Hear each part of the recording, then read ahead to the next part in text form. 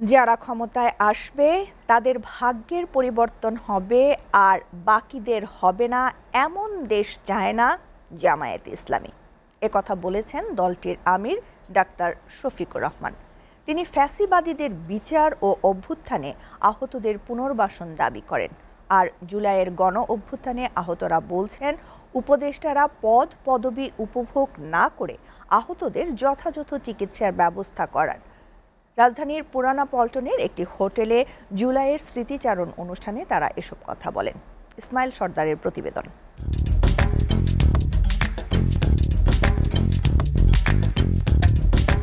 চোখে গুলি করে যখন এই চোখে লাগে মনে হয় কলজাটা ফুলে গেছে গা। সেদিনকার কথা মনে পড়লে আমি আজও আমার আত্মা কাঁপে, কল্পনা ঘুমাইতে গেলে এই দিনকার কথা বাসাতে ওঠে।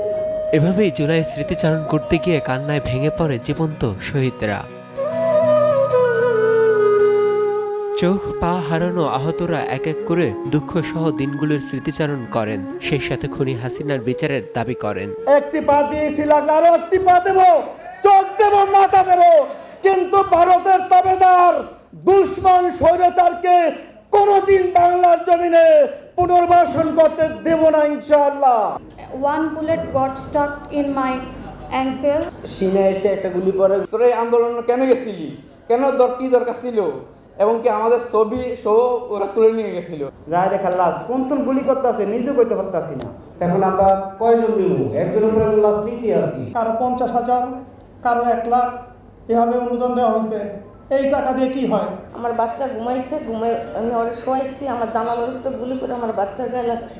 ফ্যাসিবাদীরা এখনো ষড়যন্ত্র অব্যাহত রেখেছে উল্লেখ করে সরকারের কাছে আওয়ামী লীগের দোসরদের বিরুদ্ধে ব্যবস্থা নেওয়ার দাবি জানান জামায়াতে ইসলামের নেতারা। আপনাদের স্ক্রেসের উপরে দাঁড়িয়ে নেই, এর উপরে এখন বাংলাদেশের স্বাধীনতা সার্বভৌমত্ব দাঁড়িয়ে আছে। এগুলোর সম্মান, এগুলোর মর্যাদা আমাদের এই বাংলাদেশের স্বাধীনতাকে উজ্জীবিত করেছে। এখান থেকে প্রমাণিত হয় যে কোনো অপশক্তি দীর্ঘ সময় রাষ্ট্রশক্তিকে কাজে লাগিয়ে ক্ষমতায় থাকতে পারে না। আমাদের যেসব ভাইরা এই জুলাই বিপ্লবী জীবন দিয়েছেন, আহত হয়েছেন, পঙ্গুত্ব বরণ করেছেন, তাদের ত্যাগ কোরবানির বিনিময়ে আল্লাহ তাআলা এখন উন্মুক্ত বাংলাদেশ আমাদের উপহার দিয়েছেন।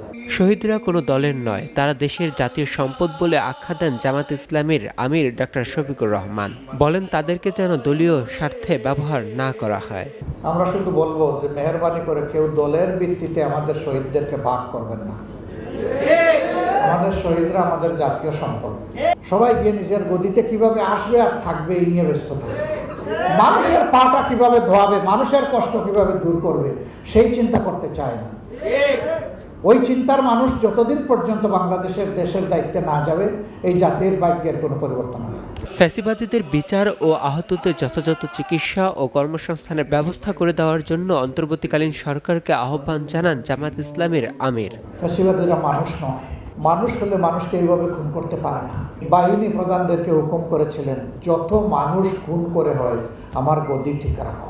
কারো হাত নাই, কারো পা নাই, কেউ চোখে কম দেখছেন অথবা একেবারেই দেখছেন না, আপনারা তখন কি করবেন?